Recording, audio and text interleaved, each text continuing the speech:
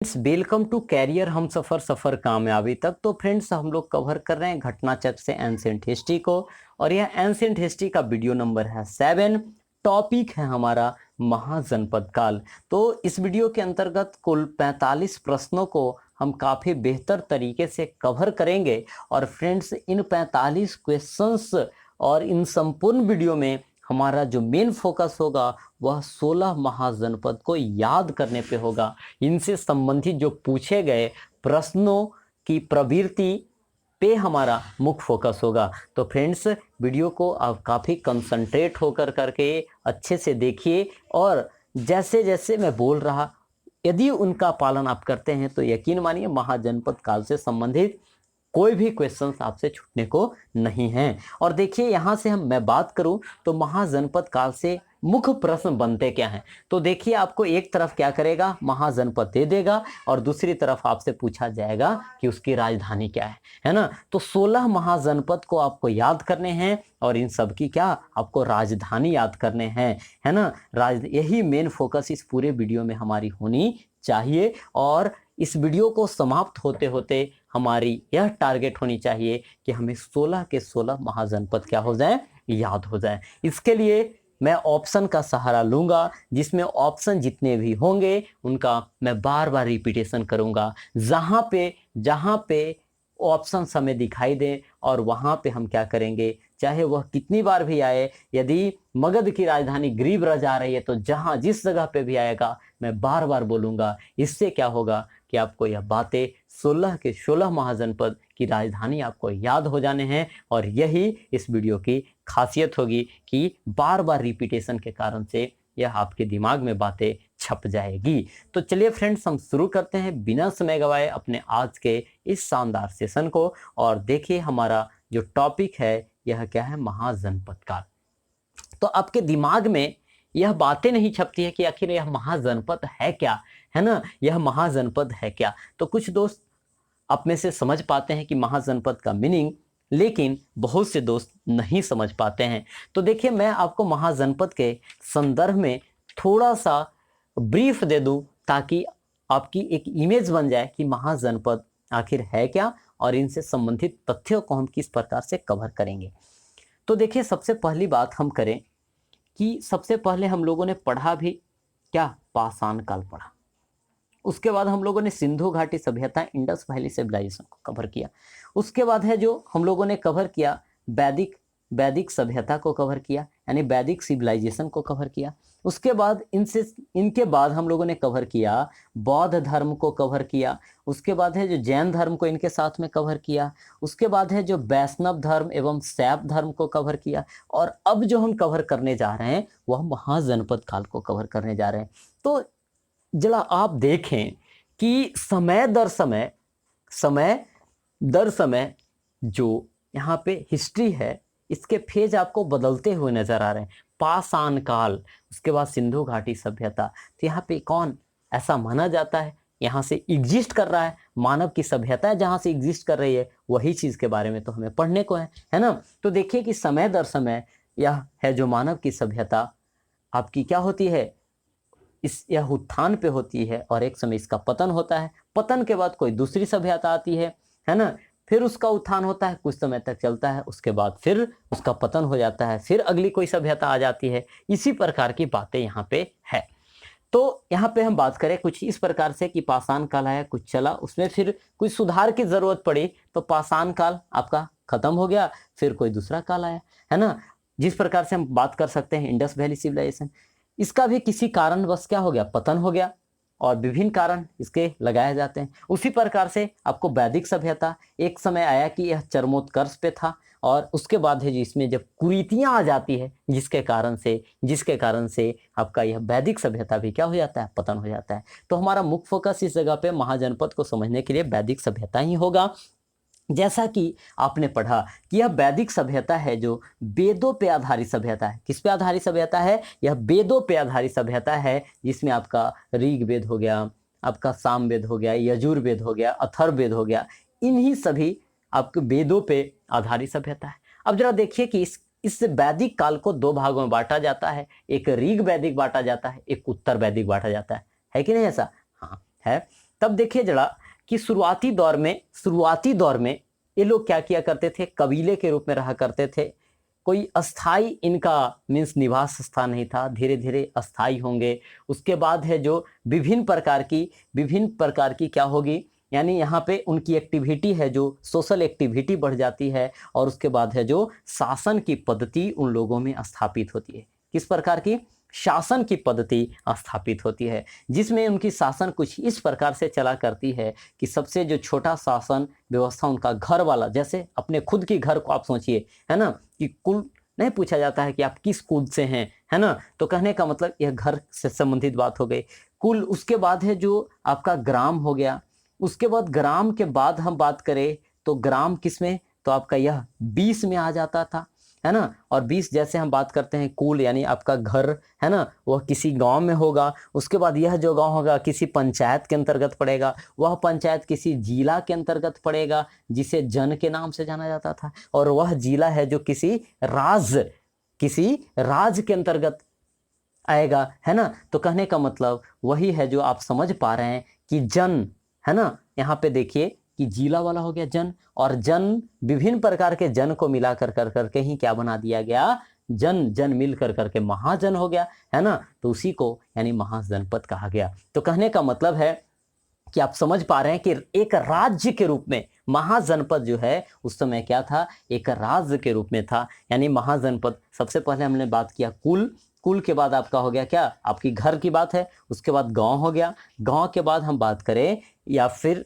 नगर पालिका या जो भी आप कह सकेंगे। उसके बाद 20 हो गया, 20 यानी पंचायत वाली बात हम कर देंगे। जन से यानी यहाँ पे जिला से संबंधित, और बहुत से जिला को मिला करके जिस प्रकार से राज्य बनाए जाते थे, उसी प्रकार से हम बात करें कि बहुत से जन मिला कर करके क्या बनाए गए थे, महाजनपद, जो कि एक प्रकार के शासन की क्या थी, शासन की इकाई थी, शासन की इकाई थी। और यह महाजनपद काल यह आपको कब देखने को मिलते हैं, तो यह है जो वैदिक काल के पतन के समय, यानी महाजनपद का उत्थान आपको देखने को मिलता है। जिस प्रकार से पाषाण काल खत्म हुआ, सिंधु घाटी आया, सिंधु घाटी सभ्यता खत्म हुई, वैदिक सभ्यता आई, वैदिक सभ्यता के पतन के बाद यह महाजनपद काल हमें देखने को मिलते हैं। अब जरा देखिए इस जगह पे 600 BC के आसपास की हम बात करें तो यह केवल भारत में ही नहीं आपका फेज बदल रहा था, बल्कि आपका चाइना हो गया, आपका ईरान हो गया,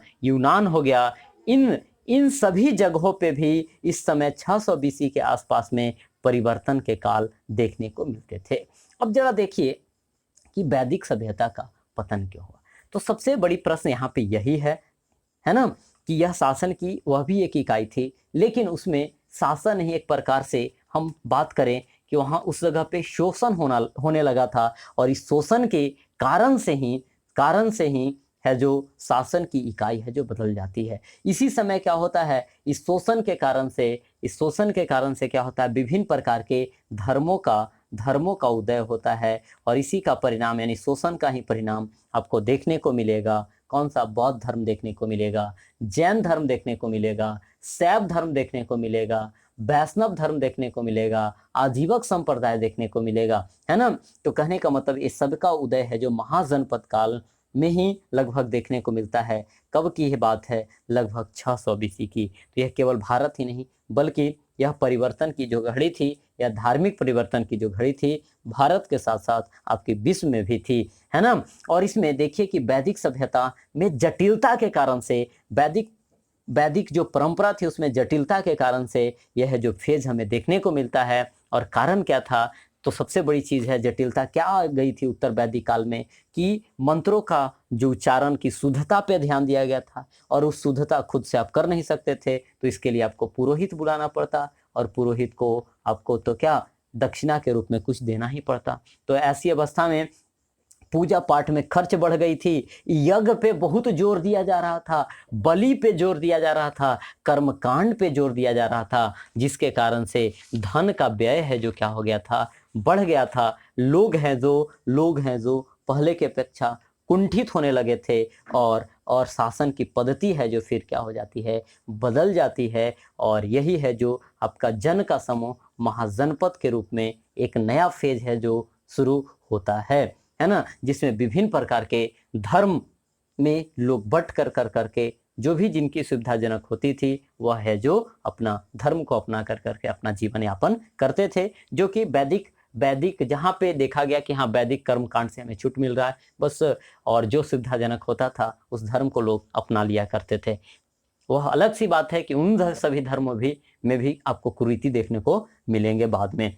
चलिए तो अब आपके दिमाग में थोड़ी सी एक क्लियर फिगर आ चुकी होगी महाजनपद के संदर्भ में, और हमने बोला था कि मेन हमारा फोकस होना चाहिए इस वीडियो के अंतर्गत कि हम महाजनपद कितने हैं 16, इन 16 महाजनपदों की हम जो राजधानी है उसे याद कर लें।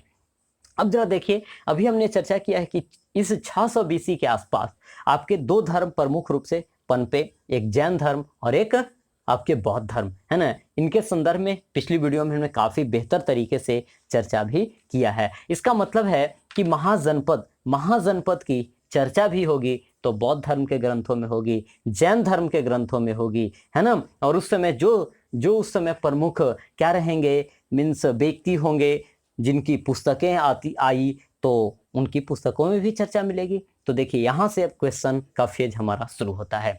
तो देखिए सबसे पहली बात हम करें कि कौन से बौद्ध ग्रंथ में यह जो महाजनपद का उल्लेख मिलता है। तो यहाँ क्वेश्चन याद रखिएगा कि यह जो महाजनपद है यह आपका अंगुत्तर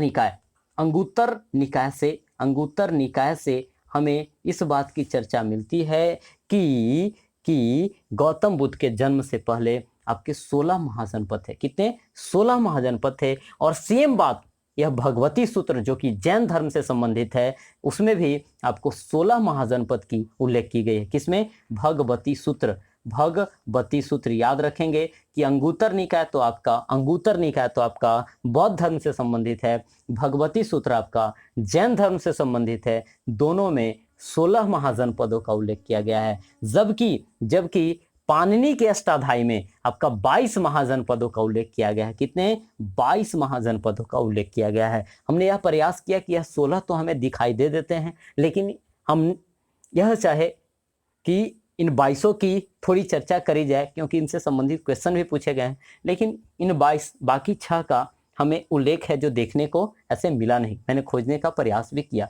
खैर हमें 16 ही मेन फोकसित करने हैं, 16 पे ही, और 16 को हमें याद रखने हैं। चलिए तो वीडियो को पॉज कीजिए। और अभी हमने 3 पुस्तकों की चर्चा किया है। एक पाणिनि का अष्टाध्यायी, ये बताइए इसमें कितने महाजनपद, तो बतलाएंगे हाँ कितने? 22। बहुत अच्छे। उसके बाद हम बात करें तो 16 दो पुस्तक में मिलता है। कौन कौन? एक जैन का है, एक बौद्ध का है। जरा बताइए बौद्ध का कौन है भाई? हाँ बोलेंगे मेरे साथ में, तो यह आपकी अभ्यास भी होती चली जाएगी। तो कितने? आपके 16 महाजनपदों का उल्लेख अंगुत्तर निकाय में है, और भगवती सूत्र जो जैन धर्म का है उसमें भी 16 महाजनपदों की चर्चा करी गई है। तो चलिए एक बार हम थोड़ा ओवरव्यू करेंगे इन 16 महाजनपद को, है ना। आपके पास कोई भी पुस्तक हो, है ना, उससे आप इसे याद करने के पश्चात यदि देखते हैं तो और यह आपके लिए बेनिफिशियल होगा। लेकिन कोई बात नहीं, पुस्तक है नहीं या फिर रहे या न रहे, लेकिन यहाँ से आप इसका स्क्रीनशॉट लेकर करके इसे याद करने के पश्चात आप देखेंगे तो आप क्वेश्चन को जब सुनेंगे, इसके एक्सप्लेनेशन को सुनेंगे तो और यह बेहतर तरीके से कवर हो पाएगा।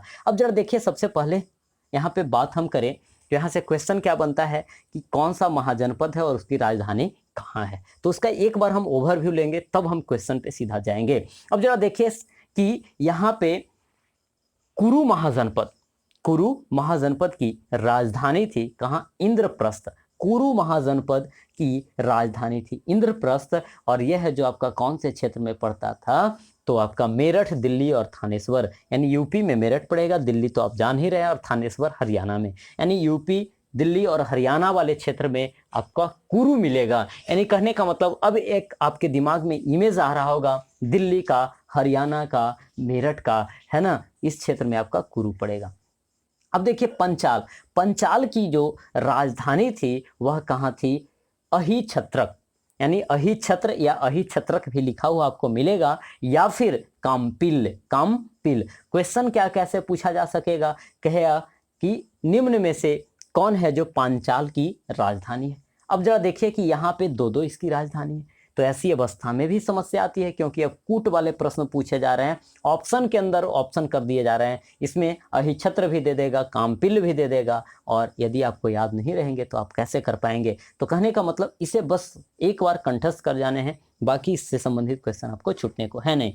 तो क्वेश्चन एक तरीके से होगा कि अहिछत्र एवं कामपिल किसकी राजधानी है, या फिर आपका कह देगा कि पंचाल की राजधानी कौन थी। तो यह बातें आपको क्लियर रखनी चाहिए।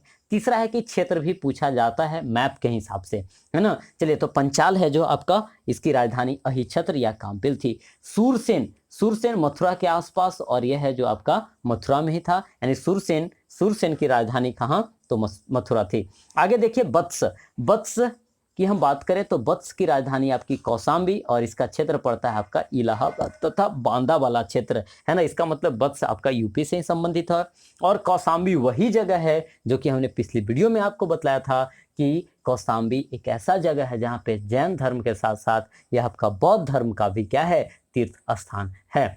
चलिए, कौशल की हम बात करें तो कौशल आपका, इसका राजधानी देखिए तो उस जगह लिखा जाता साकेत तथा श्रावस्ती, है ना। यह अवध के क्षेत्र में पड़ता, यानी जो फैजाबाद है, यही फैजाबाद जिसका नाम बदल कर करके आपको अयोध्या किया गया है ना। तो यह अवध वाले क्षेत्र में आपका कौशल पड़ेगा, जिसकी राजधानी साकेत तथा श्रावस्ती है, और यह वही श्रावस्ती है जहाँ पे महात्मा बुद्ध ने सर्वाधिक क्या दिया था, उपदेश दिया था, है ना। उसके बाद हम बात करें मल्ल, तो मल्ल जो है देवरिया जिला यूपी में पड़ेगा आपका, और यह कुशीनगर और पावा इसकी राजधानी थी। कुशीनगर और पावा, यह वही कुशीनगर है जहाँ पे महापरिनिर्वाण हुआ था, किनकी, महात्मा बुद्ध की महापरिनिर्वाण कहाँ हुआ था, तो कुशीनगर में, जो कि आपको याद भी अब हो चुका होगा। आगे की हम बात करें, देखिए काशी तो आपको इसकी राजधानी आपको याद ही होगी, कहाँ, तो वाराणसी, है ना, वाराणसी। और अंग की अब बात की करें तो देखिए अंग,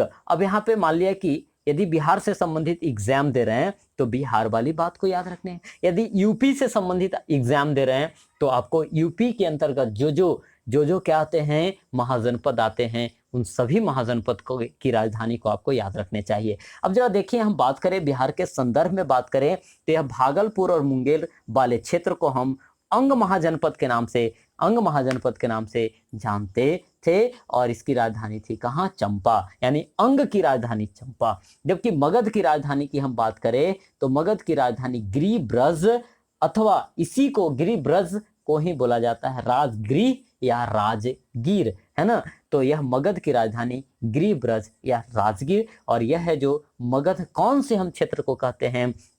तो यदि बिहार का यदि आप मैप बनाएं, है ना, इस प्रकार से मैप बनाएं, तो बीच से यदि आप गंगा नदी को गुजारते हैं तो इसके इस तरफ का पार्ट है जो आपका क्या होगा, नॉर्थ बिहार होगा, और गंगा के अब दक्षिण वाले पार्ट को हम कहेंगे कौन सा, साउथ बिहार के नाम से जानते हैं। और यह जो आपका मगध जो क्षेत्र पड़ेगा वह दक्षिणी बिहार में पड़ेगा, है ना।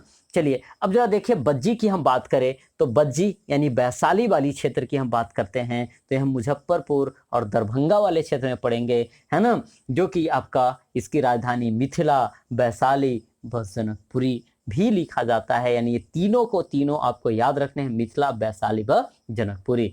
चलिए, नेक्स्ट की हम बात करते हैं तो देखिए चेदी की राजधानी थी आपका, यह बुंदेलखंड वाले क्षेत्र में पड़ेंगे, और यह है जो आपका सोथीबती, इसका क्या था, राजधानी, चेदी की सोथीबती। आगे की हम बात करते हैं तो देखिए मत्स्य की राजधानी जो थी यह विराटनगर, काफी इंपॉर्टेंट क्वेश्चन यहाँ पे, मत्स्य की राजधानी आपकी विराटनगर, और यह है जो कौन से क्षेत्र में, राजस्थान के जयपुर वाले क्षेत्र में पड़ेंगे। चलिए, अगला जो है आपका, अगला क्या है, अस्मक की राजधानी पोटन या फिर पोटिल या पोटली भी इसे बोल दिया जाता है ना। अस्मक की राजधानी पोटिल या फिर पोटली। अब जरा देखिए, यहाँ से एक क्वेश्चन क्या इंपॉर्टेंट होगा कि अधिकांश जो आपको महाजनपद देखने को मिलेंगे यह नॉर्थ इंडिया में देखने को मिलेंगे, उत्तर भारत में देखने को मिलेंगे, लेकिन अस्मक एक ऐसी महाजनपद थी जो कि आपको साउथ इंडिया में देखने को मिलेंगे। तो यह भी क्वेश्चन पूछ दिया जाता है कि कौन ऐसा एकमात्र महाजनपद है जो कि आपको दक्षिण भारत में देखने को मिलेंगे, तो यह आपकी कौन है, अस्मक जिसकी राजधानी आपकी पोटली है, और यह कहाँ, गोदावरी नदी घाटी आपकी आंध्र प्रदेश में पड़ेंगे। चलिए आगे की हम बात करते हैं तो देखिए अवंती है जो तथा मध्य मालवा क्षेत्र जो कि आपका अवंती उज्जैनी या फिर उज्जैन इसकी राजधानी थी। अब जरा देखिए यहाँ पे एक माहिष्मती भी इसकी राजधानी बताई जाती है। जैसा कि आपने सुना होगा, बाहुबली फिल्म देखा होगा, तो उसमें एक म्यूजिक बजता है, माहिष्मती साम्राज्यम ऐसा कर कर करके, है ना। हाँ, तो इसमें उत्तर उत्तर अवंती की जो राजधानी थी उज्जैन और दक्षिण की थी क्या, माहिष्मती। उसी प्रकार से है जो, यानी कहने का मतलब इन दोनों को आपको याद रखने चाहिए कि अवंती आपका उज्जैन आपका मध्य प्रदेश में पड़ जाएगा। चलिए, गंधार की हम बात करें तो इसकी जो राजधानी थी यह कहाँ, तक्षशिला थी, और यह कहाँ पड़ता है, पेशावर तथा रावलपिंडी आपका पाकिस्तान में पड़ता है। और कंबोज की राजधानी यह राजपुर या फिर हाटक, सबसे अधिक फेमस क्या है आपका, हाटक है। और इसका जो क्षेत्र है यह दक्षिण पश्चिम कश्मीर और यहाँ अफगानिस्तान के कुछ भाग में इसके क्षेत्र पड़ते हैं। तो फ्रेंड्स, हमने कोशिश किया है कवर करने का इन 16 को, और अब आपको करने क्या है, एक बार आपने सुन लिया है, बस वीडियो को पॉज कीजिए, इसका स्क्रीनशॉट लीजिए, है ना, और स्क्रीनशॉट लीजिए, और उसके बाद है जो इसे याद कीजिए, तब वीडियो को देखिए, तब देखिए आपके अंदर विजुअलाइजेशन पावर है जो इनके प्रति काफ़ी अधिक बढ़ जाएगी, है ना। चलिए, मैं स्क्रीनशॉट लेने का आपको मौका दे रहा कि 1 से 5 किया, उसके बाद 6 से 10 किया, और आगे है जो आपके समक्ष मैं रख दे रहा, है ना। तो इस प्रकार से उम्मीद है कि आपने वीडियो को पॉज किया होगा। वीडियो को पॉज कर कर करके आप इन सभी 16 महाजनपद को याद कर कर करके इनकी राजधानी को भी आप याद आपने किया होगा। तो चलिए फ्रेंड्स, अब शुरू करते हैं अपने आज के इस पहले प्रश्न को, और हमारा क्वेश्चन नंबर फर्स्ट है कि भारत के प्राचीनतम प्राप्त सिक्के कौन से हैं। तो भारत के प्राचीनतम प्राप्त सिक्के थे किस चीज के, तांबे के थे, सोने के थे, रांगा के थे, या चांदी के थे। तो भारत के प्राचीनतम सिक्कों की हम बात करें तो यह किस चीज का था, चांदी का। ऐसे तो हम बात करें तो तांबा, सोना, चांदी, ये सभी के सभी आपको सिंधु घाटी सभ्यता के संदर्भ में भी आपको देखने को मिलेगा उस समय भी। लेकिन उस समय जो मुद्राएं चला करती थी वह सेल खड़ी की हुआ करती थी, है ना। लेकिन जो यह सिक्का है किस चीज़ का, यह जो सिक्का है आपका चांदी का, यह इसका प्रचलन आपको महाजनपद काल के संदर्भ में आपको देखने को मिलेंगे। और इस समय इस चांदी के सिक्के का नाम पड़ता है आहत सिक्का नाम पड़ता है। क्या नाम दिया जाता है, आहत सिक्का, या इसी को बोलते हैं पंचमार्क सिक्का, है ना। आहत सिक्का या फिर इसका नाम पड़ता है पंचमार्क सिक्का। और यह नाम है जो 600 बीसी से लेकर करके लगभग मौर्य काल, जब तक मौर्य वंश चला तब तक है जो, यानी आपका यह इसका नाम है जो आपका आहत सिक्का या पंचमार्क सिक्का बना रहा, है ना। तो याद रखेंगे कि प्राचीनतम सिक्का जिसे आहत सिक्का या फिर पंचमार्क सिक्का के नाम से भी जाना जाता था। चलिए नेक्स्ट क्वेश्चन की हम बात करें तो देखिए यहाँ पे आपको एक तरफ राजा दिया गया है, दूसरे तरफ आपके राज दिए गए हैं और इन्हें मिलाने हैं। अब जरा देखिए कि यदि आपने याद किया है तो मगध आपको सुनने को आया होगा, है ना, वत्स सुनने को आया होगा, कौशल सुनने को आया होगा, और अवंती इत्यादि भी सुनने को आया होगा। अब इस जगह पे देखिए कि इनके संदर्भ में क्या करने हैं, राजा को मिलाने हैं कि कौन सा राजा कौन से राज्य से संबंधित था। तो अभी हम सीधा सीधा याद रखेंगे, उसके बाद है जो हम आगे चर्चा इनके संदर्भ में करेंगे। तो देखिए, प्रघोत का संबंध आपका अवंती से था। उदयन आपका देखिए हमने इस जगह पे गलती किया हुआ था, और आप भी गलती करेंगे इस जगह पे, ध्यान दीजिएगा, है ना। यहाँ पे आपको बहुत ज्यादा अटेंशन होने की जरूरत है उदयन पे, है ना। उदयन जो है आपका वत्स का राजा था, उदाइन नहीं बोला जा रहा है। उदयन और उदाइन दोनों अलग अलग है। उदाइन वह है जो कि आपका अजात शत्रु का पुत्र है ना, जो कि हर्यक वंश से संबंधित है। और यह वही उदाइन की मैं चर्चा कर रहा है इनके विपरीत वाले में, कि यह उदाइन जो है, उदाइन पाटलिपुत्र का स्थापना करने वाला था। उदाइन जो है मगध से संबंधित है, जबकि यह उदयन कहे तो यह उदयन आपका वत्स से संबंधित है। किससे, वत्स से संबंधित है। इस बात का आपको ख्याल रखने हैं, और आपकी चर्चा मैं इनके संदर्भ में अभी आगे और करूंगा, है ना। उदयन की एक कथा भी है, प्रेम कहानी भी है, इनकी चर्चा आगे क्वेश्चंस में आपको देखने को मिलेंगे। प्रसेनजित की हम बात करें तो प्रसेनजित की जो मीन्स राज है वह कौन सी है, कौशल है। और अजात शत्रु, अभी हमने बात किया कि अजात शत्रु का ही पुत्र था उदाइन, और उदाइन आपका मगध से है, और उसका पिता भी किससे, मगध से ही संबंधित है। अब जरा देखिए, हम बात करेंगे मगध। तो मगध की राजधानी, यहाँ से क्वेश्चन पूछा जाता है। तो मगध की राजधानी, जरा आप वीडियो को पॉज कीजिए, थोड़ा सा स्मरण कीजिए, यदि आपको याद है तब तो कोई दिक्कत नहीं है ना। हाँ, तो मगध की राजधानी राजगीर या ग्रीवरज।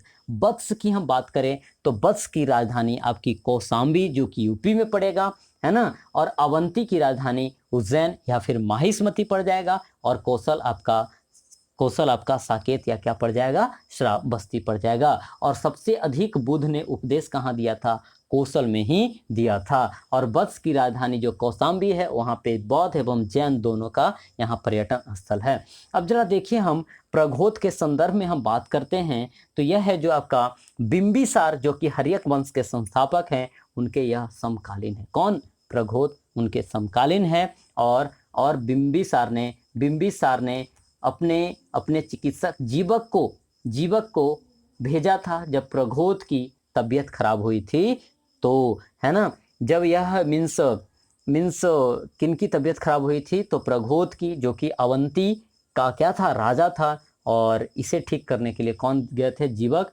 और धन्यवाद का पात्र बने थे उस समय कौन, बिंबिसार, है ना। इनके संदर्भ में और भी आगे क्वेश्चन देखने को मिलेंगे। चलिए नेक्स्ट क्वेश्चन की हम बात करते हैं। तो अभिलेखीय साक्ष्य से प्रकट होता है कि नंद राजा के आदेश से एक नहर खोदी गई। यह है जो इस जगह पे क्वेश्चन है फ्रेंड्स, कि कौन से नंद राजा के आदेश से नहर खोदी गई थी, है ना। तो यहाँ पे जरा ध्यान दीजिएगा, यह क्वेश्चन है जो आगे भी एक और क्वेश्चन इन्हीं के संदर्भ में आपको देखने को मिलेंगे। तो यह कलिंग नरेश खारवेल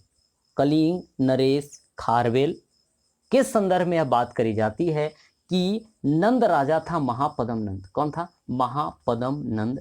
और महापदम नंद जो है हरा दिया था किसे, कलिंग नरेश खारवेल को। और ऐसा माना जाता है कि यह आपका खारवेल की जो अभिलेख है, इसी से खारवेल की जो हाथी गुफा अभिलेख है, कौन सी, हाथी गुफा अभिलेख है, इसी से यह पता चलता है कि सबसे पहले जो नहर के निर्माण का जो प्रमाण मिलता है, यह आपका किससे, हाथी गुफा अभिलेख, जो कि खारवेल की है, उससे। और उसमें यही बात की चर्चा करी गई है कि महापदम नंद ने किसे हराया था, आपका खारवेल को हराया था, है ना। तो याद रखेंगे कि यह कलिंग, और कलिंग कहाँ पड़ता है, आपका उड़ीसा में पड़ता है। कहाँ, उड़ीसा में आपका यह पड़ता है कलिंग।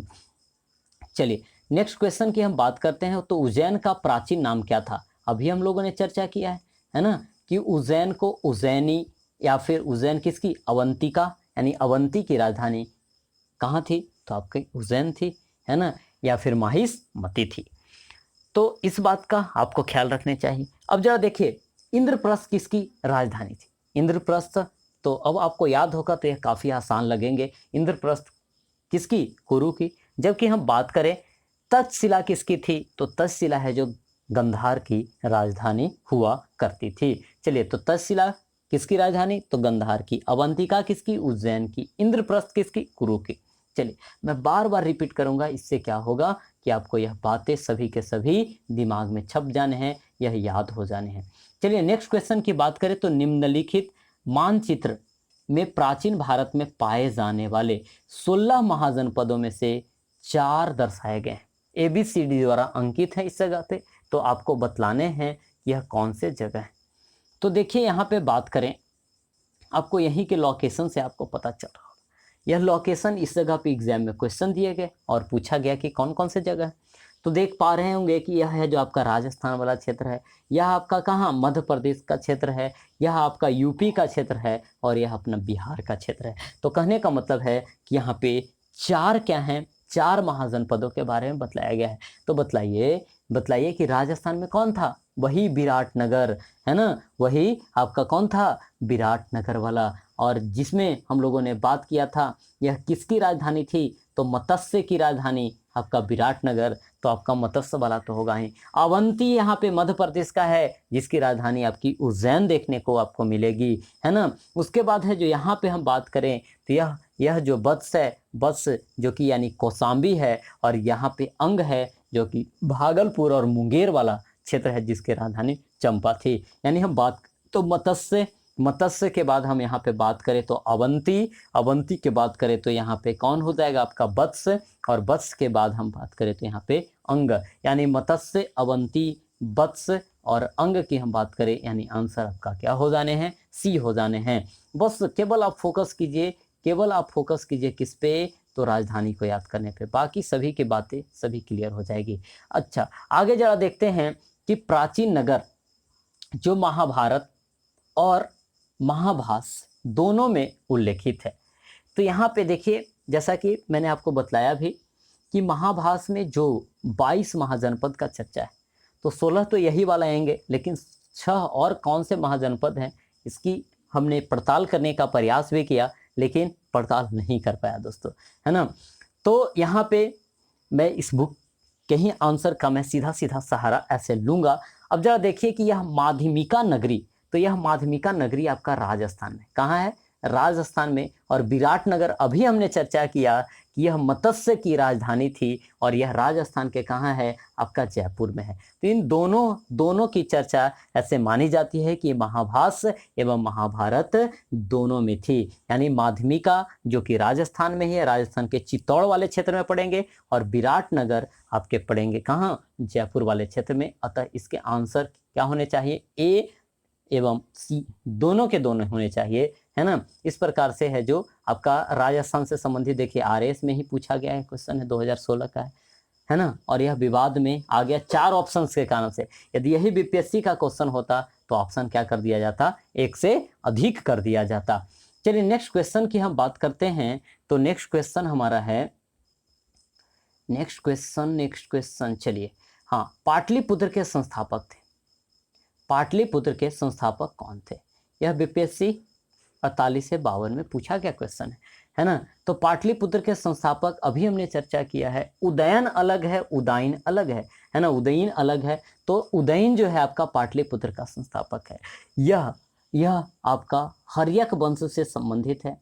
अब जरा हम बात करें तो यह है जो पाटलिपुत्र यानी पटना की बात हो रही है, और यह गंगा नदी के कौन ओर है, आपका दक्षिण ओर है। इसका मतलब है यह आपका मगध, यह आपका मगध महाजनपद से यह संबंधित है। कौन से, मगध महाजनपद से। और यह माना जाता है कि मगध महाजनपद पे सबसे जो पहला वंश है, यानी जो सबसे वास्तविक रूप से सबसे पहला वंश है, वो आपका हर्यक वंश है। ऐसे इसके पहले बृहद्रथ की चर्चा आती है, लेकिन हर्यक को है जो ज्यादा मान्यता दिया जाता है। इस हर्यक वंश के संस्थापक हैं कौन, बिंबिसार। कौन, बिंबिसार। एक बिंबिसार और एक बिंदुसार में काफी लोगों को कंफ्यूजन होता है, तो बिंदु वाला याद रखेंगे आप कि वह मौर्य वंश से संबंधित है, चंद्रगुप्त मौर्य का पुत्र था, है ना, और अशोक का पिता था, वह बिंदुसार था। लेकिन यह बिंबिसार है जो कि अजात शत्रु का पिता है ना। इस बात का आपको ख्याल रखने चाहिए। तो यह जरा याद रखेंगे कि यह बिंबिसार हर्यक वंश का संस्थापक है, जिसका पुत्र होता है कौन, अजात शत्रु। और यह वही अजात शत्रु है जो अपने पिता बिंबिसार को मार देता है, और मार कर करके आपका गद्दी पर 493 या 492 भी कहीं कहीं लिखा जाता है। तो उस समय बिंबिसार की हत्या कर करके अजात शत्रु बैठा था गद्दी पे।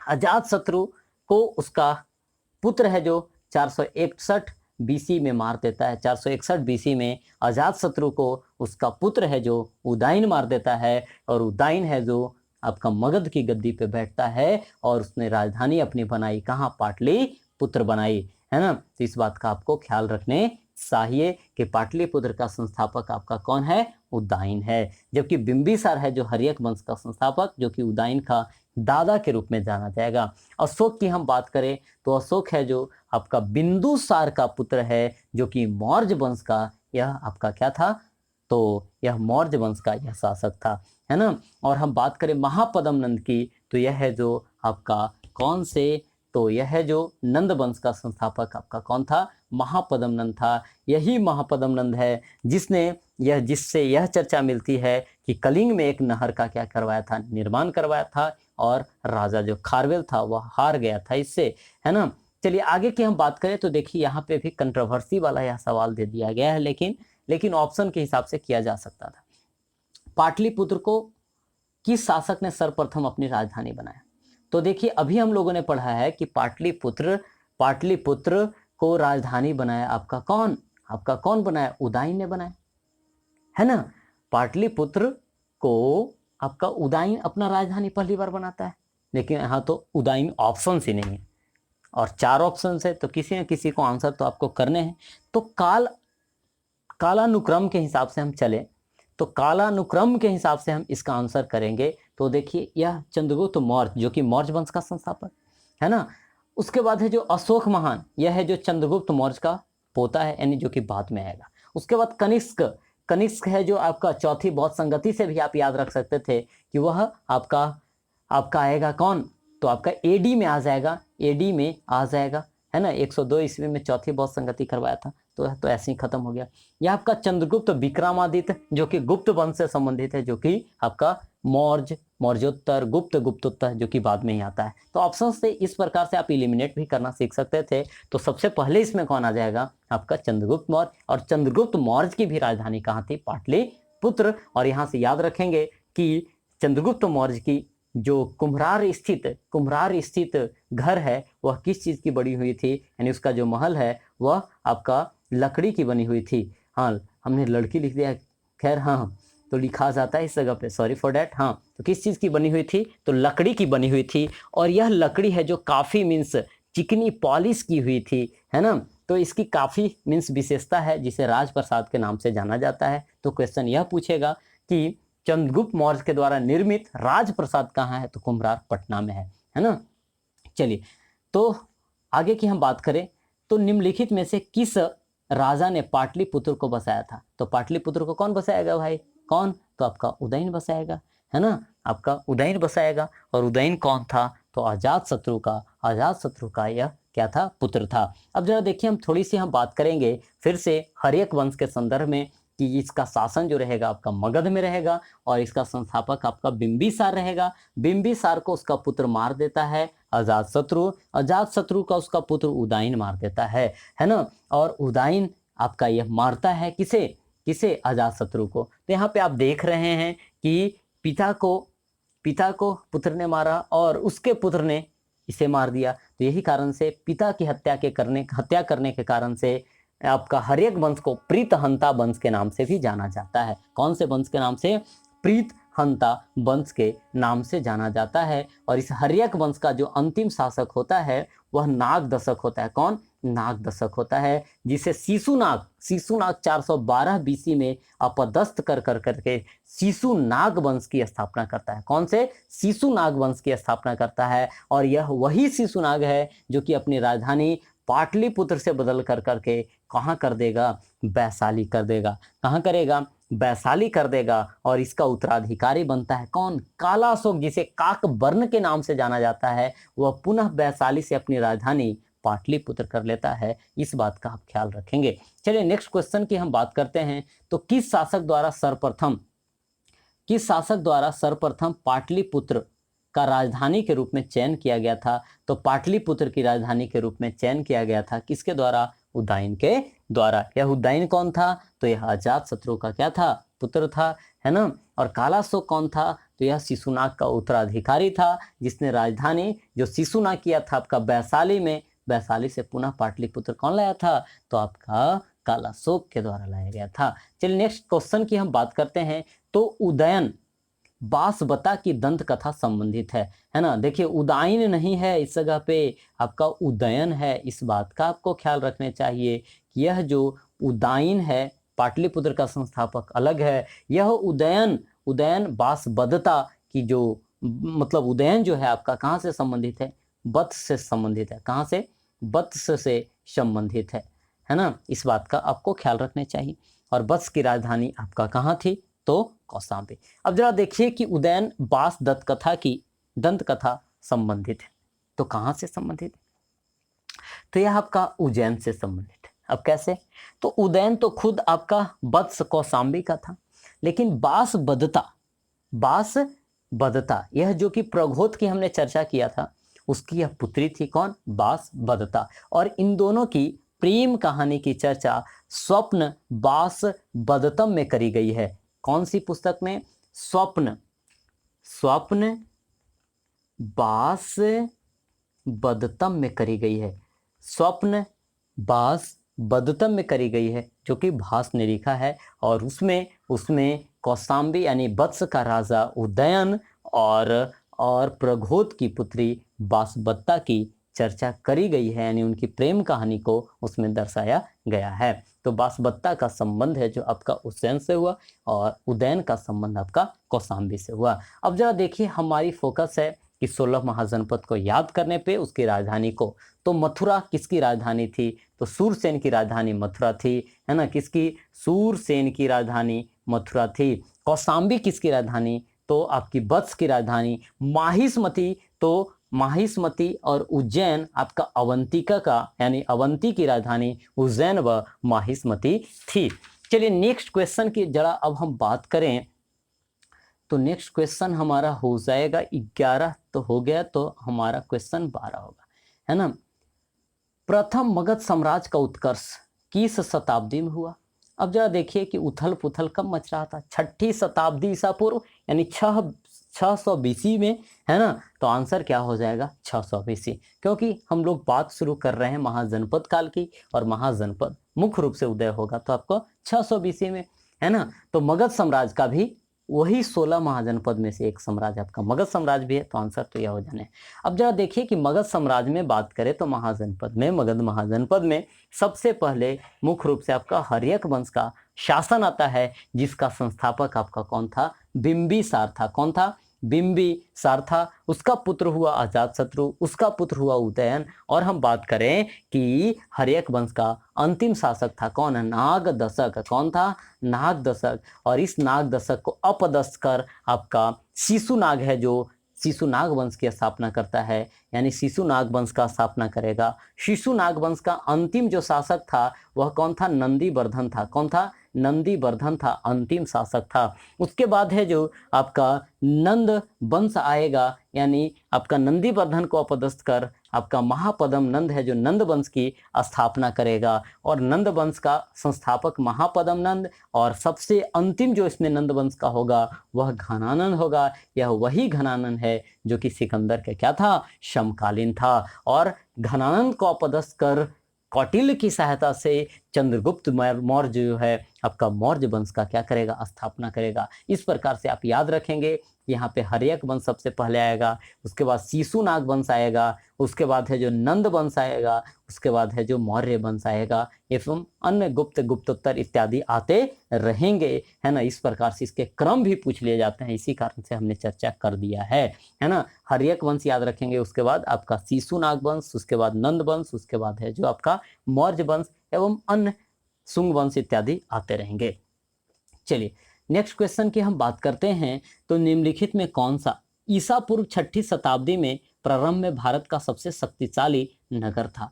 तो देखिए यहाँ पे हम बात करें तो उस समय सबसे शक्तिशाली जो राज्य था, राज्य कहने का मतलब आपका क्या, अभी हमने बताया था महाजनपद था, तो माना जाता है किसको? काशी को। ऐसे ऐसे और भी जो महाजनपद थे वह शक्तिशाली के अंतर्गत आते हैं, जिसमें आपका क्या हो गया? कोसल हो गया, कोसल, श्रावस्ती, प्रसेनजित वाली, है ना। उसके बाद अंग भी आता है और आपका मगध भी आता है, यानी 4 जो है ना आपके कौन कौन? काशी हो गए, कोसल हो गए, अंग हो गए और मगध हो गए। लेकिन बुध के समय सबसे अधिक शक्तिशाली जो था उस समय वह काशी था, और यही 4 महाजनपद जो थे, काशी हो गए, कोसल हो गए, अंग हो गए और मगध हो गए, इन सब में अपनी वर्चस्व को लेकर करके, अपनी शक्ति को लेकर करके काफ़ी प्रतिस्पर्धा हुआ करती थी, काफ़ी है जो मीन्स संघर्ष चला करता था, है ना। तो याद रखेंगे कि कोसल, अंग, मगध और काशी, इन सब में बुध के समय काशी सबसे अधिक क्या थी? काशी सबसे अधिक शक्तिशाली थी। लेकिन यही फिर मौर्य वंश आते आते यानी क्या हो जाएगा? सबसे शक्तिशाली आपका कौन बन जाएगा? मगध बन जाता है। चलिए नेक्स्ट क्वेश्चन की हम बात करें, तो नेक्स्ट क्वेश्चन हमारा कि प्रारंभिक गणतंत्र निम्न में से कौन सा नहीं था? यही क्वेश्चन इस जगह पे था, यह बात की चर्चा नहीं करी गई, कौन नहीं था यह पूछा जा रहा है। तो जरा देखिए, जो शाक्य मुनि किसे कहा गया था? हमने चर्चा किया था गौतम बुद्ध को, है ना। इसका मतलब वो शाक्य जहाँ की गणतंत्र माना जाता है ना। लिच्छवी तो आपको पता ही है कि सबसे पुराना क्या था? आपका सबसे पुराना जो आपको गणराज्य देखने को मिलेगा वह कहाँ में मिलेगा? लिच्छवी में ही मिलेगा, जिसकी राजधानी कहाँ थी? वैशाली थी, है ना। कहाँ थी? वैशाली थी। और शाक्य जो है आपका कपिल वस्तु से संबंधित है, वही कपिल वस्तु जहाँ पे महात्मा बुद्ध की क्या हुई थी? तो जन्म हुई थी, है ना, कपिल वस्तु के लुम्बिनी में। लेकिन यह योधे क्या है भाई? तो देखिए, योधे से आपका दिमाग कुछ ना चल रहा होगा, लेकिन योधे के बारे में मैं चर्चा करूं तो यह पंजाब से संबंधित जगह है, जिसकी चर्चा हमने बोला था ना कि पाणिनि ने चर्चा किया है 22 महाजनपद का, उसमें से यह एक था जिसमें यह बतलाया गया है पाणिनि की अष्टाध्यायी में कि यह जो योधे है यहाँ पे एरिस्टोक्रेसी टाइप का था। एरिस्टोक्रेसी, है ना, एरिस्टो है ना, क्रेसी मीन्स क्या होता है आपका? गौर मतलब शासन, और एरिस्टो मतलब होता है क्या? कुछ लोगों के द्वारा, यानी कुछ प्रमुख लोगों के द्वारा जो शासन चलाया जाता है उसी को हम एरिस्टोक्रेसी कहते हैं। उसी प्रकार से और भी होता है, प्लूटोक्रेसी होता है ना। शासन के बहुत से तरीके हैं। ऑटोक्रेसी जो कि हिटलर था, है ना। तो प्लूटो मतलब क्या? आपका धन तंत्र, धनी लोगों के द्वारा जो शासन चलाया जाता है उसे प्लूटोक्रेसी कहते हैं। लेकिन यहाँ पे योधे में जो था उस समय आपका, जैसा कि पाणिनि ने चर्चा किया अष्टाध्यायी में, तो वहाँ पे था आपका एरिस्टोक्रेसी, अर्थात कुलीन तंत्र था। कैसा तंत्र? कुलीन तंत्र। इसके अंतर्गत कुछ लोगों के हाथ में इस जगह की क्या थी? सत्ता थी, है ना। तो याद रखेंगे कि योधे में आपका क्या था? आपका कुलीन तंत्र था, गणतंत्र नहीं था। चलिए, विश्व का पहला गणतंत्र वैशाली में किसके द्वारा स्थापित किया गया था? तो विश्व में पहला जो है आपका गणतंत्र स्थापित किया गया था किसके द्वारा? तो आपका लिच्छवी के द्वारा। किसके द्वारा? लिच्छवी के द्वारा। यानी मौर्य नहीं होगा, नंद नहीं होगा, कौन होगा आपका? तो यह तो मौर्य और नंद किससे संबंधित हैं? आपके मगध से संबंधित हो जाएंगे, है ना। तो याद रखेंगे आपका गुप्त भी मगध संबंधित है। आंसर क्या हो जाएगा आपका? लिच्छवी। चलिए नेक्स्ट क्वेश्चन की हम बात करते हैं। तो ईसा पूर्व छठी सदी में विश्व की प्रथम गणतंत्रात्मक व्यवस्था कहाँ थी? तो बताइए, अभी वही बात हम लोगों ने किया, है ना, लिच्छवी। और लिच्छवी किसकी राजधानी? यानी लिच्छवी आपका वैशाली से ही संबंधित है ना, वैशाली हो गया। अब आगे की हम बात करें तो निम्न में से कौन सा जोड़ी आपका उपयुक्त है? अब यहाँ पे जरा थोड़ी सी पिछली हम चर्चा करें तो यह और बातें क्लियर होगी। पार्श्वनाथ की हम बात करें तो यह जैन धर्म के आपके 23वें तीर्थंकर थे, जो कि इक्ष्वाकु वंश से संबंधित अश्वसेन के पुत्र थे, जो कि जनतंत्रिका से संबंधित नहीं थे। बिंदुसार आपका शाक्य धर्म से संबंधित था क्या? शाक्य अभी हमने चर्चा किया कि यह तो नेपाल कपिलवस्तु लुम्बिनी में था, और बिंदुसार जो है आपका मौर्य वंश से संबंधित है, यह भी नहीं होगा। स्कंदगुप्त आपका मौर्य नहीं, यह आपका कौन से वंश से संबंधित है? आपका गुप्त वंश से यह संबंधित है ना।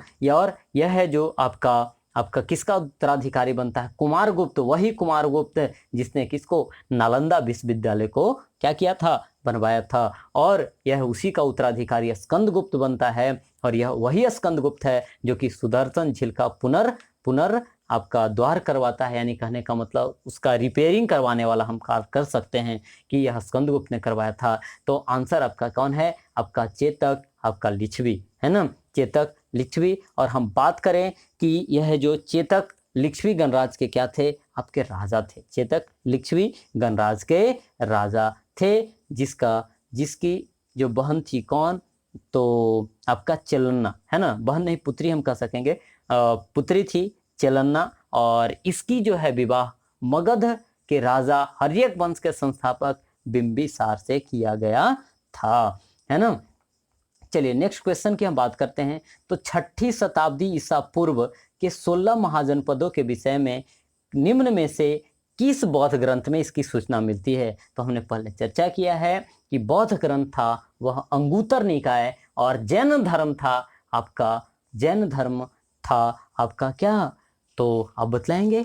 चलिए थोड़ा सा वीडियो को पॉज कीजिए और आप बतलाइए। तो जैन धर्म था आपका कौन सा? भगवती सूत्र। इस भगवती सूत्र एवं अंगुतर निकाय, इन दोनों में चर्चा करी गई है कि 16 महाजनपद थे उस समय, है ना। और जबकि किसमें? जबकि हम बात करें 22 महाजनपद तो महाभाष्य में मिलेगा। 16 महाजनपदों की सूची किसमें उपलब्ध है? तो आपका किसमें? तो अंगुतर निकाय में। चलिए नेक्स्ट क्वेश्चन की अब हम बात करें तो नेक्स्ट क्वेश्चन हमारा है कि निम्न में से कौन सा एक ग्रंथ 16 महाजनपदों का उल्लेख करता है? यह अंगूतर आपका क्या हो जाएगा? आंसर निकाय हो जाएगा। अब देखिए एक क्वेश्चन रिपीट हो रहे हैं, कोई दिक्कत नहीं है ना, यह हमें याद ही होंगे। चलिए, महाजनपद, युग के 16 महाजनपदों का नाम बौद्धिक साहित्य में मिलता है, सही बात है ना, जिसका अंगूतर निकाय मिलता है। निम्न में से किस महाजनपद के नाम पाणिनि के अष्टाध्यायी में उल्लेखित है? अब जरा देखिए, तो यह हमें पता तो चलता कि 22 महाजनपद हैं जो पाणिनि वाले में कौन कौन से हैं, तब है जो आंसर इसका हम क्लियर और कर पाते। लेकिन इसमें ना तो इस बुक में मिला और हमने गूगल भी किया, लेकिन मैं ढूंढ नहीं पाया, है ना। तो ऐसे तो मगध, आपका कंबोज और अस्मक, इन तीनों की चर्चा जैसा कि थोड़ा सा ब्रीफ दिया गया है, उसमें हमें बतलाया गया कि मगध, कंबोज और अस्मक की चर्चा करी गई है ना। लेकिन तो आंसर इसके अकॉर्डिंग तो ABC हो जाने थे, लेकिन इसमें खैर स्टार लगाया हुआ है ना, जो कि हम क्लियर आंसर बतला ही नहीं सकते क्योंकि 2200 इसमें हमें पता ही नहीं है फ्रेंड्स। चलिए आगे की हम बात करें तो निम्न में से किन ग्रंथ में प्राचीन भारत के 16 महाजनपद, 16 महाजनपद की सूची मिलती है? अभी हम लोग ने चर्चा किया क्या कि 16 महाजनपद बौद्ध ग्रंथ है जो अंगूतर निकाय है, और जैन ग्रंथ है जो आपका भगवती सूत्र है, इन दोनों में मिलेगा। अतः आंसर क्या हो जाएगा? 2 एवं 4 दोनों। अतः आंसर आपके क्या हो जाने हैं? ए। नेक्स्ट क्वेश्चन की हम बात करें तो नेक्स्ट क्वेश्चन हमारा, चलिए नेक्स्ट क्वेश्चन है, महाभारत के अनुसार उत्तरी पंचाल की राजधानी कहाँ थी? अब देखिए हमने बार बार कहा था कि आप याद कर लें भाई, राजधानी को याद कर लेते हैं, आपके काम हो जाएगी, है ना। तो उत्तरी पंचाल की राजधानी कहाँ थी? तो आपकी अहिछत्रक। अब देखिए केवल पंचाल होता तो आपसे पूछा जा सकता था अहिछत्रक भी, काम्पिल्य भी, तो दक्षिणी की कहाँ थी? आपकी काम्पिल्य थी, तो याद रखेंगे। अच्छा, हस्तिनापुर की हम बात करें तो हस्तिनापुर आपका किसकी? तो कुरु की राजधानी थी, और सूरसेन की राजधानी कहाँ? तो आपकी मथुरा। चलिए नेक्स्ट की हम बात करते हैं, 16 महाजनपद के युग में मथुरा किसकी राजधानी थी? अभी हमने चर्चा किया कि सूरसेन की राजधानी जो थी आपकी कहाँ थी? तो मथुरा में। बज्जी हम बात करें तो आपकी बज्जी संघ की जो राजधानी थी वैशाली थी, विदेह या फिर मिथिला भी लिखा जाएगा। वत्स की हम बात करें तो कौशाम्बी, और काशी की हम बात करें तो वाराणसी थी। चलिए चंपा की राजधानी कहाँ थी? तो अभी हमने बात किया था कि भागलपुर और मुंगेर वाले क्षेत्र को हम अंग महाजनपद की राजधानी कहते थे, यानी अंग महाजनपद कहते थे, और उसकी राजधानी आपकी कहाँ थी? चंपा थी। बज्जी की हम बात करें तो बज्जी वैशाली, विदेह मिथिला। मगध की बात करें तो गिरिब्रज या फिर राजगीर है, जो कि बाद में उसकी राजधानी पाटलिपुत्र एवं वैशाली भी बनती है जब वैशाली जीत लिया जाता है तो। और कौशल की हम बात करें तो कौशल की जो राजधानी आपकी बनेगी कहाँ? श्रावस्ती, है ना। चलिए 6ठी शताब्दी ईसा पूर्व सुक्तिमती राजधानी किसकी थी? सुक्तिमती या शक्तिमती भी इसे लिखा जाता है, और यह किसकी राजधानी थी? चेदी की राजधानी थी सुक्तिमती, जो कि बुंदेलखंड यूपी वाले क्षेत्र में यह पड़ता है। पंचाल की राजधानी कहाँ? तो अहिछत्र या अहिछत्रक। कुरु की राजधानी आपका कहाँ? तो इंद्रप्रस्थ। अवंती का उज्जैन या फिर आपका माहिष्मती। चलिए गोदावरी नदी के तट पर कौन सा स्थित महाजनपद था? इसकी चर्चा हमने करा भी था, है ना। यह अवंती, जो कि एक अवंती नहीं, यहाँ पे गोदावरी नदी के तट पर आपका अस्सक है, या इसे अस्मक भी कहा जाता है, और इसकी राजधानी आपकी कहाँ थी? पोटली थी। पोटली या फिर इसी को पोतन के नाम से भी जाना जाता था, पोतन के नाम से, या इसी को प्रतिष्ठान के नाम से जाना जाता है ना।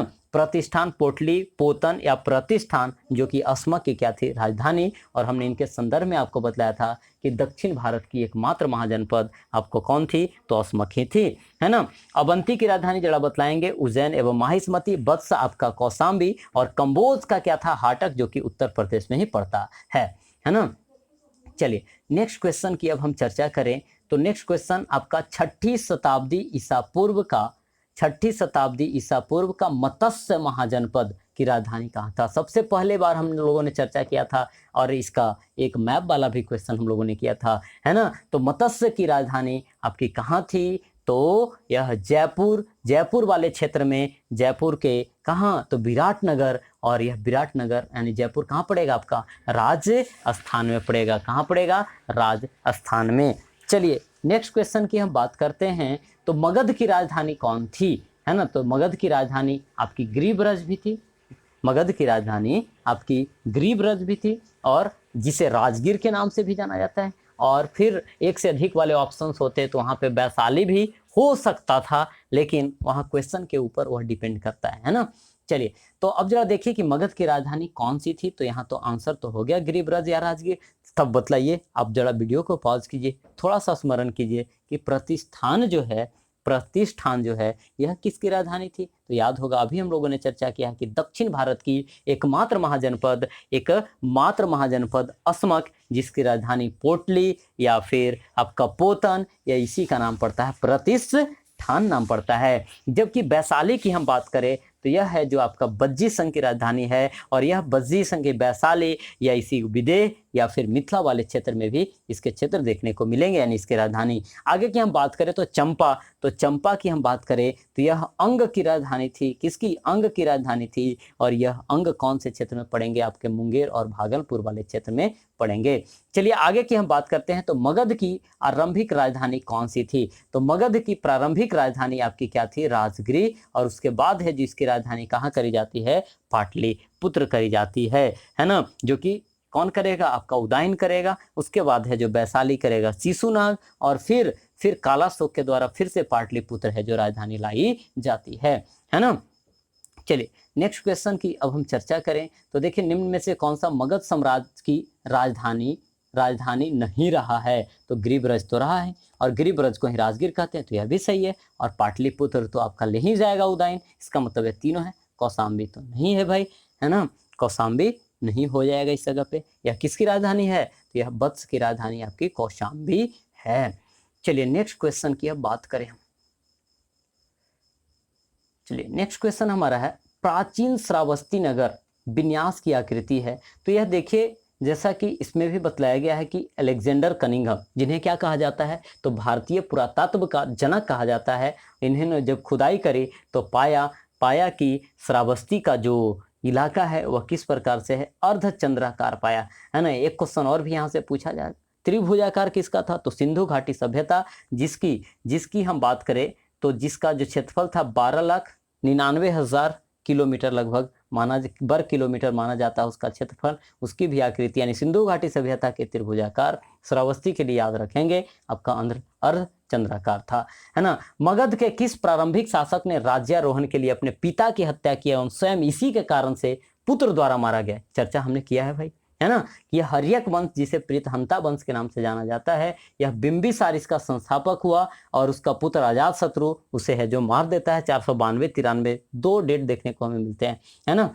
तो यह मार दिया गया अजातशत्रु के द्वारा, और अजातशत्रु को मार दिया उसका पुत्र उदयन, है ना। और यही कारण से इस प्रीतहंता वंश के नाम से भी जाना जाता है। चलिए, तो यहाँ पे क्वेश्चन क्या था कि कौन सा अपने पिता की हत्या किया? तो अजातशत्रु, और खुद है जो इसका बेटा है जो उसे मार दिया अजातशत्रु को। तो यह आपका आंसर हो जाएगा अजातशत्रु, ऐसा नहीं कि आप मार देंगे उदयन को। चलिए, अजातशत्रु के वंश का नाम क्या था? अभी हम लोगों ने चर्चा किया है कि अजातशत्रु के वंश का नाम आपका क्या था? हर्यक वंश से यह संबंधित था, है ना। चलिए नेक्स्ट क्वेश्चन की हम बात करते हैं, और गुप्त एवं मौर्य और नंद की हम आगे भी चर्चा करेंगे, और इसकी चर्चा हमने ऐसे लगभग कर भी दिया है। आगे की हम बात करें, राजकुमार जो अपने पिता की मृत्यु के लिए उत्तरदायी था। अब बताइए, आपका उदयन भी था और अजातशत्रु भी था, है ना। देखिए ऑप्शन आपका क्या है? अजातशत्रु, उदयन है, उदयन नहीं है ना। इस बात का आपको ख्याल रखने थे। चलिए, तो अजातशत्रु आपका इसका आंसर हो जाएगा। चंद्र प्रघोट कहाँ से संबंधित है? यह उज्जैन से संबंधित है। यह उदयन है जो आपका वत्स से संबंधित है, और यह प्रसन्नजित है जो आपका कौशाम्बी से संबंधित है। नेक्स्ट क्वेश्चन की हम बात करें, तो मालवा क्षेत्र पर मगध की सत्ता का विस्तार निम्न में से किसके शासन काल में हुआ? तो मालवा के क्षेत्र पर आपका शिशुनाग के द्वारा यानी क्या किया गया था? अधिकार करा गया था। किसके द्वारा? तो शिशुनाग के द्वारा करा गया था, जिसमें इसने क्या किया था? जो प्रघोत था उसको इसने पराजित किया था शिशुनाग ने।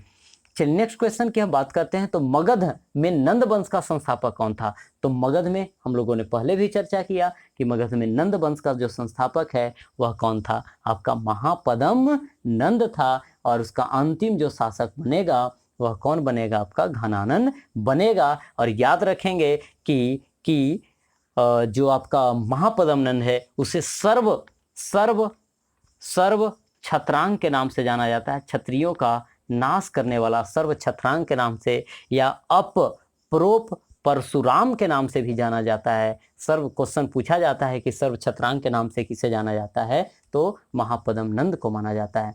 चलिए, नंद वंश के पश्चात मगध पर किस राजवंश ने शासन किया?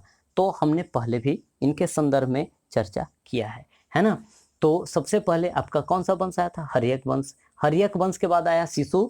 हर्यक की हम बात करें, हर्यक के बाद देखिए शिशुनाग वंश। शिशुनाग के बाद आपका नंद वंश आया, और नंद वंश का जो घनानंद था उसको मार करके एक चंद्रगुप्त मौर्य गद्दी पर बैठा था। तो उसके बाद आपका नंद वंश के बाद कौन आएगा? मौर्य वंश। आंसर आपका ये हो जाने हैं।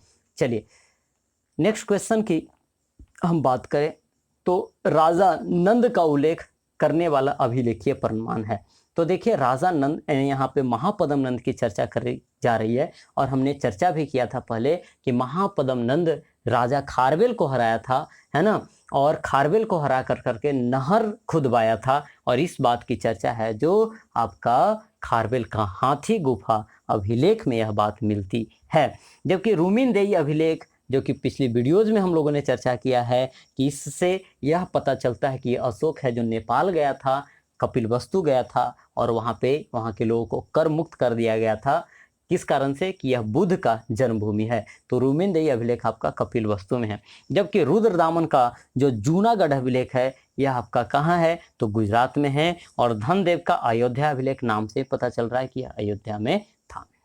चलिए, नेक्स्ट क्वेश्चन की अब हम बात करें तो नेक्स्ट क्वेश्चन हमारा है कि मगध राजवंशों के कलाक्रम के अनुसार व्यवस्थित कीजिए। यही के लिए तो हम लोग बेस बना रहे थे आगे, बार बार मैं चर्चा कर रहा था। अब जरा बताइए, आप खुद आंसर करने के लायक हो चुके हैं, है ना। अब जरा बताएं आप कि सबसे पहले कौन था? हर्यक वंश। हर्यक वंश के बाद आया आपका शिशुनाग वंश। शिशु तो है ही नहीं नाग, है ना, तो पहले तो 4 ऑप्शन वाले आएंगे। उसके बाद है जो नंद वंश आएगा, यानी कहने का मतलब 1। उसके बाद नंद वंश के बाद आपका मौर्य वंश आएगा, यानी यहाँ पे 3, और शुंग वंश इसके बाद आता है। तो कहने का मतलब 4, 1, 3, 2, जो कि आपका आंसर यह हो जाएगा। चलिए, तो नेक्स्ट क्वेश्चन की अब हम चर्चा करते हैं। तो कौन सा सम्राट, मगध का कौन सा सम्राट जिसे अपरोप परशुराम के नाम से जाना जाता है, अपरो परशुराम के नाम से जाना जाता है, यह कौन है? तो आपका सर्व छत्रांग, यह महापद्म नंद है ना। अब जरा देखिए कि इन्हें भी क्वेश्चन कुछ मीन्स उपनाम से पुकारा जाता है। अजातशत्रु को तो कुनिक के नाम से अजातशत्रु को जाना जाता है, और श्रोणिक के नाम से जैन साहित्यों में आपको बिंदुसार को पुकारा गया है ना। जबकि हम बात करें किनके संदर्भ में, तो काकवर्ण के नाम से आपका कालाशोक को जाना जाता है। इस बात की चर्चा पुराणों में मिलती है, इस बात का आपको ख्याल रखने हैं। चलिए, अब जरा बात हम करें कि निम्नलिखित में से दोनों को पढ़ना है और उत्तर का चयन करना है, ठीक है। तो विश्व के सभी भागों में ईस्वी पूर्व 6ठी शताब्दी का एक महान धार्मिक उथल पुथल का काल था। सही बात है, हमने शुरुआती में ही चर्चा किया कि विश्व के सभी भागों में 600 ईस्वी के आसपास में आपका क्या था? काफ़ी धार्मिक उथल पुथल था। चाइना, ईरान इत्यादि सभी जगहों पे देखने को मिलते हैं, है ना। उसके बाद है जो वैदिक धर्म बहुत जटिल हो चुका था। सही बात है, तभी तो ये सभी धर्म आए, है ना। तो जब जब कठिनाई होती है तो आदमी विकल्प खोजता है, वही विकल्प इस समय मिला था विभिन्न धर्मों के रूप में। तो आंसर आपका ए और बी आपका क्या हो जाएगा? दोनों हो जाने हैं। चलिए, नेक्स्ट क्वेश्चन की हम बात करें तो गौतम बुद्ध के समय प्रसिद्ध वैद्य जीवक किसके दरबार में गया था? तो किसके दरबार से संबंधित था? यही है चंड प्रघोत की इलाज के लिए गया था। और यह है जो बिंबिसार का यह एक प्रकार का दरबारी क्या था? यह राजवैद्य था। यानी कहने का मतलब है यह जीवक है जो आपका बिंबिसार से संबंधित है, हर्यक वंश के संस्थापक से संबंधित है। चलिए, नेक्स्ट क्वेश्चन की अब हम बात करते हैं। तो कालपी किस नदी के तट पर स्थित है ना। तो कालपी है जो यह वासुदेव के द्वारा बसाया गया, यह यमुना नदी के तट पर स्थित यह क्या था? शहर है। यानी तो कालपी अभी भी यह क्षेत्र पड़ता है, यह याद रखेंगे यमुना नदी के तट पर, और इनके संदर्भ में लोकेशन है तो आपको डायरेक्ट ही याद रखने हैं इन चीज़ों को। आगे देखिए यहाँ पे सूची 1 को 2 से मिलाने हैं। अब जरा देखिए कि यहाँ पे लास्टली आपको वही करने हैं जो कि हमने शुरुआत में बोला था कि हमारा जो मेन फोकस होगा वह क्या है, जनपद एवं राजधानी को याद करने पे। और यह देखिए कि आप इसे टेस्ट के तौर पे भी आप ले सकते हैं इस क्वेश्चन को। तो कुरु ऐसे तो हमने पहले ही मिला दिया है फ्रेंड्स, तो थोड़ा सा इंटरेस्ट इस जगह पे कम जाएगा क्योंकि हमने पहले ही इस वीडियो को बनाने से पहले मीन्स खुद के लिए पढ़ लिया था, तो इसी कारण से इस जगह पे मैच किया हुआ है। अब जरा देखिए कुरु, कुरु कहाँ, इंद्र प्रदेश की राजधानी। अच्छा, पंचाल का क्या था आपका, अही छत्रक है ना, और आपका कौशल साकेत या श्रावस्ती, बस आपका कौशाम्बी। इस प्रकार से आप देखें तो आपको ज़्यादातर क्वेश्चन इन्हीं के संदर्भ में आपको देखने को मिले, यानी जनपद एवं उनकी राजधानी को मिलाने से।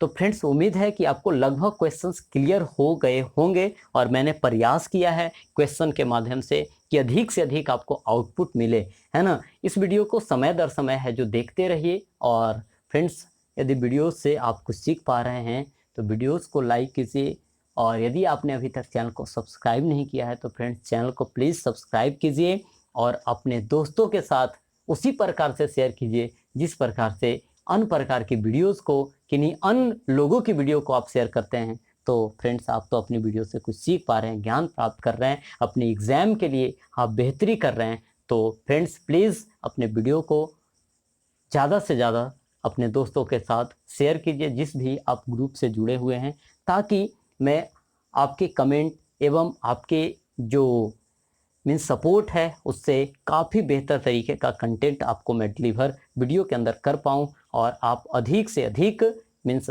सीख पाएँ और आप अपने ड्रीम जॉब को प्राप्त कर सकें। तो चलिए फ्रेंड्स, यही उम्मीद के साथ हम फिर मिलेंगे अपने नेक्स्ट शानदार एपिसोड में।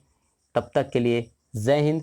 पढ़ते रहिए, हंसते रहिए, मुस्कुराते रहिए, और अपना साथ इसी प्रकार से बनाए रखिए। तो जय हिंद दोस्तों, फिर मिलेंगे नेक्स्ट वीडियो में।